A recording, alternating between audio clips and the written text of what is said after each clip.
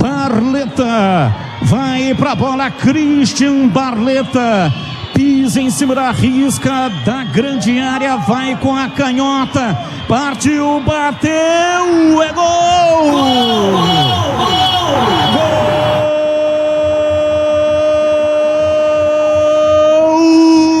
Gol do Sport!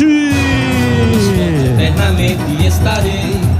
Christian Barleta, camisa 30, partiu com enorme tranquilidade, bateu deslocando o Diogo Silva, goleiro de um lado, bola do outro, e a bola beijou a rede, passa à frente o Sport.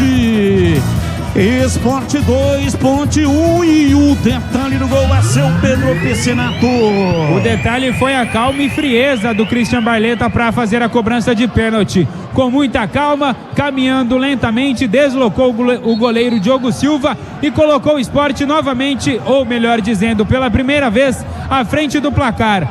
Christian Barleta, quarto gol dele na Série B, artilheiro isolado da equipe de Pernambuco. Batista. 2-1.